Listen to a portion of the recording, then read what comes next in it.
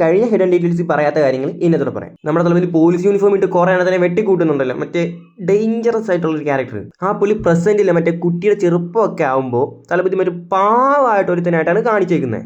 ആ കൊച്ചു കുട്ടിയിൽ നിന്നും അമിതാഭ് ബച്ചൻ ആവുന്നവരെ നല്ല കെയറിങ്ങോടെ തലപതി വളർത്തിക്കൊണ്ട് വരുന്നത്. പക്ഷെ കുട്ടി കുറച്ച് വളർന്നു കഴിയുമ്പോൾ ആ കെയറിങ് മാറി ട്രെയിനിങ് ആവുന്നു. അവൾ ഒരു പുലിയെ പോലെ വളർത്തണമെന്ന് ഒരു ഡയലോഗിൽ പറയുന്നതുകൊണ്ട് അവിടെ ജസ്റ്റ് ഒന്ന് ആലോചിക്കുക. പാസിൽ പുള്ളി അമ്മാതിരി ഡേഞ്ചറസ് ആയിരുന്നു. ആ പുള്ളി അവൾക്ക് വേണ്ടി ആയിരിക്കാം ഇങ്ങനെ നോർമലായിട്ട് ജീവിക്കുന്നത്.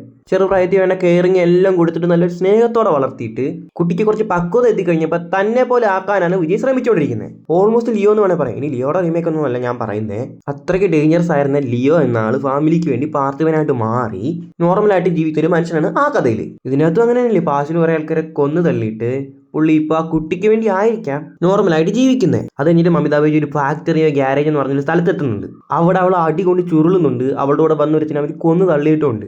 ഈ കാര്യം നമ്മുടെ തലപതി അറിയുന്നു. ഇത്രയും കാലം മോക്ക് വേണ്ടി നോർമലായിട്ട് ജീവിച്ച് തൻ്റെ പാസ്റ്റൊന്നും നിമാർക്കൊന്നും അറിയത്തില്ലല്ലോ. നമ്മുടെ പാർത്ഥിവൻ്റെ ഉള്ളിൽ നിന്ന് ലിയോ ഇടയ്ക്കിടയ്ക്ക് പുറത്ത് വരുന്ന പോലെ ആ ഒരു സീന് തൊട്ട് ഇത്ര നാളെ നോർമലായിട്ട് വരുന്നൊരു മനുഷ്യൻ പഴയതല്ല ഡേഞ്ചറസ് ആയിട്ട് മാറുന്നു. അത് കഴിഞ്ഞിട്ട് നമ്മുടെ OM വില്ലൻ വരുന്നത്.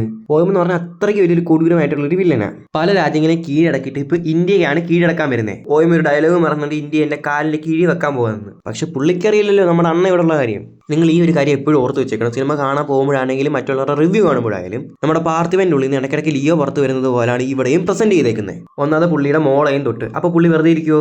അപ്പോൾ ഈ OM ഡയറക്റ്റ് ആയിട്ട് നമ്മുടെ അണ്ണൻ്റെ അണ്ണാക്കിലോട്ട് വന്ന് കയറാനായിരിക്കും ചാൻസ് കൂടുതൽ. അതുകൊണ്ട് ഈ ഒരു സീന് കണ്ടില്ല, തലപതി എഴുന്നേക്കുമ്പോൾ തന്നെ അവരൊക്കെ പേടിച്ച് വരച്ച് മാറിപ്പോകുന്നുണ്ട്. അവിടെ തന്നെ ക്യാരക്ടറിൻ്റെ പവർ എത്രത്തോളം ഉണ്ടെന്ന് നമുക്ക് കാണിച്ചു തരുന്നുണ്ട്. ഞാൻ ഇപ്പോഴും ഒരു കാര്യം പറയാം, ഈ ക്യാരക്ടർ എന്ന് പറഞ്ഞാൽ അത്രയ്ക്ക് ഡെപ്ത് ഉള്ള ഒരു ഡേഞ്ചറസ് ഉള്ള ഒരു ക്യാരക്ടറാണ്.